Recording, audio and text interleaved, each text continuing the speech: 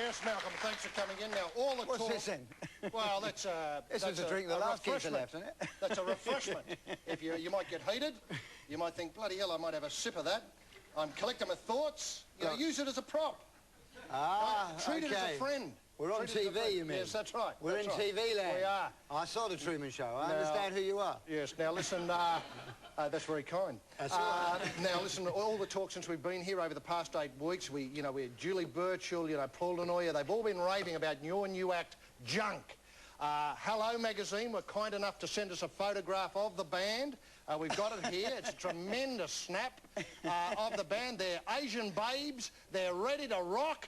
It looks fantastic. What does it sound like? Karaoke. Karaoke. With Kung Fu. Yes, but is it the Carl Davis Kung Fu fighting style of karaoke? I.e. the words across the bottom of the screen? Well, they look better than him. Yeah, no, obviously. And they're Chinese. Yes. And what's the range of material if it's karaoke? It's all been recorded before? Look, we're living in a karaoke world. Listen, I live here in London. Yes. The first karaoke Prime Minister is what's his name? Tony Blair. I thought you were going to say David Mellor for a moment. Almost. Bloody hell. But, in effect, the fact of the matter is that the Chinese invented that style. Yes. And they don't have a place in the global pop culture. Yes. I'm thinking that they are probably represent half the population of the planet. 1 billion, at least. So I thought to myself, it was about time the Chinese kicked in here with something. How about the other way around? How about finding, say, a George Michael who could work in China?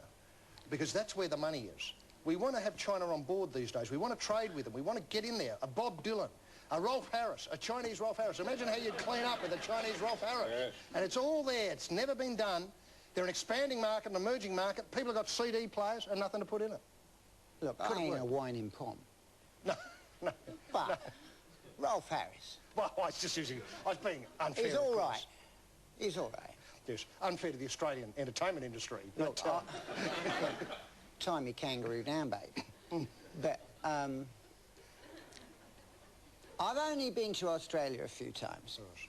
First time I got there, I think I spent 36 hours on a plane. I get off the plane, a guy comes and greets me. He said, I hope you ain't one of those whining poms, Malcolm. Yeah. And I said, no, not me. He said, right. He said, we're going straight to the TV station. I said, Jesus, I just spent 36 hours on the plane. He said, don't worry. You need a cup of Charlie, you'll get it when you arrive. Right. I got to the TV station. I said, you know, I need to lie down for a minute or two. I need a rest. He said, that's all right. He sent me to the gents. Yes, yes. I lay on the floor of the gents, yes. And 10 minutes later he smacked me around my face and he said, you're on. Yes. And that guy who invited me onto the show with a gigantic orchestra and assumed I might have been Sid Vicious and asked me to sing my way. In a duet with him. Yes. Sounds like the Don Lane show. It does. It was that very man. Yes. Don Lane. Did you do the duet? I did the duet, and he handed me a prize afterwards, which was a gigantic didgeridoo. Yes, yes, that'll be done. I thought you were going to say dildo for a minute there. Didgeridoo, my friend. Malcolm, you've been variously described as a con man, a charlatan. I'm very concerned about this drink here. Well, ignore it. It's not poison. No, it's not poison. Con man, charlatan, Svengali. Has there ever been a time when there has been morality in pop? And while you ponder that question, could I have a look at the photograph of Junk there for a moment, HG? Look, I don't let Malcolm get hold of this, though. Two observations, just while you're cogitating that. One of these girls looks to me to be a girl from Perth in Australia, hardly Chinese. Secondly, the clip of Junk I saw had 4 women, not 5. What's happened to the 5th? She couldn't get out of China. She couldn't get out of China. So the one genuine Chinese member of this entourage wasn't able to be part of it. No, not at that moment. This is a bloody con. It's a con. It's a farce. It's a joke. Is it not? Rocks. It rocks. That's the answer, isn't it, Malcolm? He's Australian. Yeah, I know. But it rocks. He's Australian. No sense of humour, no sense of... a sense of overwhelming and enormous clarity. That's what I come. It's a big land, I know that. It's got a lot of clarity there. That's right, that's right. Not much clarity, but a lot of clarity. No, I've been listening for Junk. I've had my ears all over the place. I can't hear it. Where can I hear it? Where can I see the video? Very simple questions, Malcolm. Not in Australia, I mean anywhere in the bloody world. When you can hear them? Well, you can hear them when somebody decides they're allowed to pass through that door. Right. Yes, true. The door that you are sitting right inside of. Okay. TV land. Okay. Yeah. All right, but we approached you about junk coming and performing tonight, and we were told not a problem. No chance. No way. Well, there are ways, but you've got to have the cash.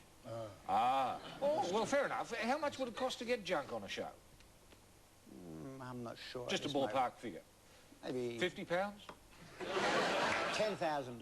$10,000. What, yeah. Australian dollars or American dollars? Or Your dollars. Our dollars. That's about £2,700. Yes. Well, that seems to be bloody cheap. Oh, yeah, well, budget. So you want to make a deal? Yeah. Well, we tried to, no. Next week. Next week. I thought this was your last show. It is. Well, I've been still queuing to see it. Now, listen, one thing is I'd like to suggest is your great successes have come from when you've been able to slave a pop idea up with a sense of threat and menace to the culture that it exists in. You know, Sex Pistols obviously being a classic example. You know, do you still think that it's possible to do that now, that you can find ideas that in the culture still have some sort of menace and a pop? It's a very good question. It would take me a long time to answer it.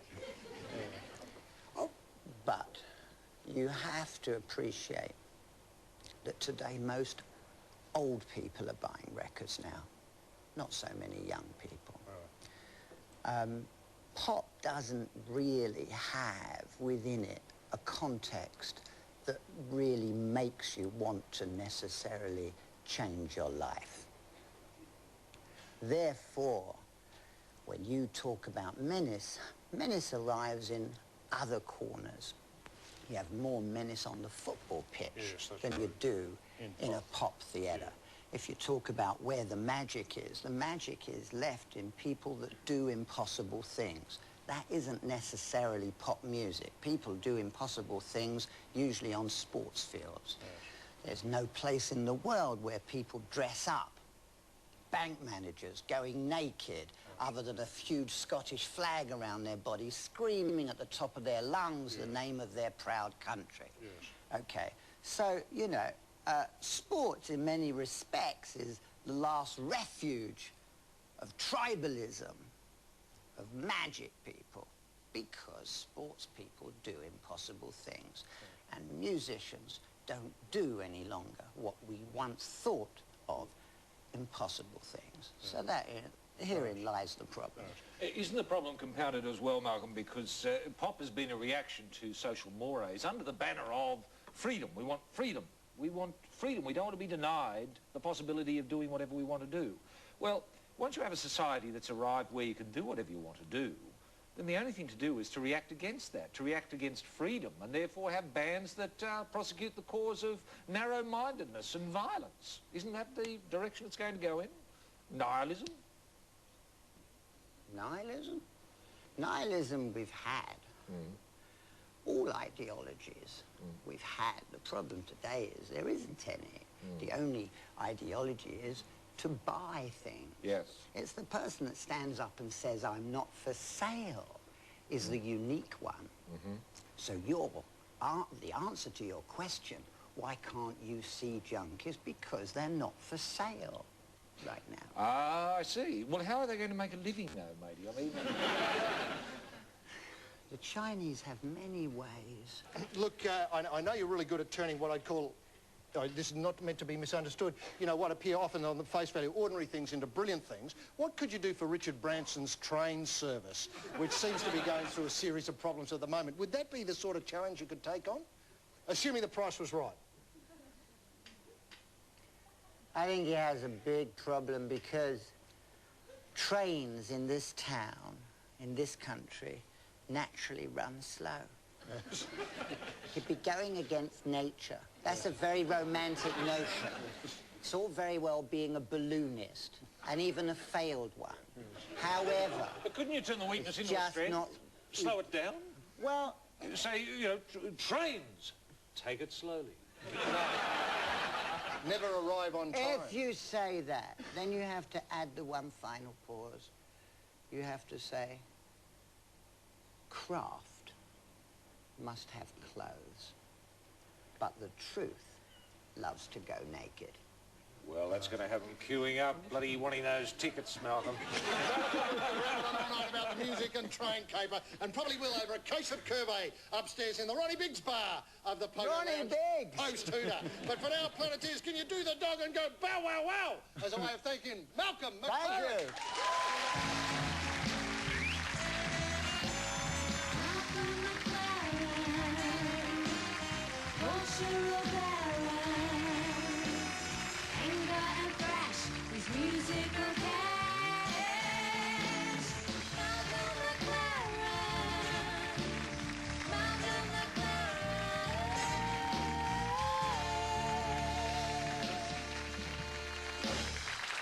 Yes, sadly we come to the end of Planet Norwich for another week. Roy, what are you up to in the coming set of 7? HG, I'm off to have a look at the biggest carrot in the world. Yes. It was grown by Norwich gardener John Dallymore. It's roughly 11.5 pounds of carrot. Yes. I don't know if you can get it there. Can we see that there? Yes, look at that. It's a beautiful bit of work, actually. How do they know it's the biggest in the world, Roy? Well, it's not. I was gilding the lily there. Oh, it's just a bloody big carrot. It's just a big carrot, yes. I'd like to think it's the biggest in the world. Certainly it'll be the biggest I've ever seen. Roy, I'm going to take a week off. Look, the birds have returned to Norwich, and I've got the shotty loaded, and I'm just going to get a couple of beaters out there. I'm hoping to lure in a couple of people from the audience here tonight to do some beating for me. I'll go beating. I love beating. Yeah, I'll And beat. don't worry, I'll make sure I can see a bit of sky behind the bird. Sure. There's so many itching to be banged. It's just Oh, yeah. fantastic. And on behalf of Roy and myself, I'd like to thank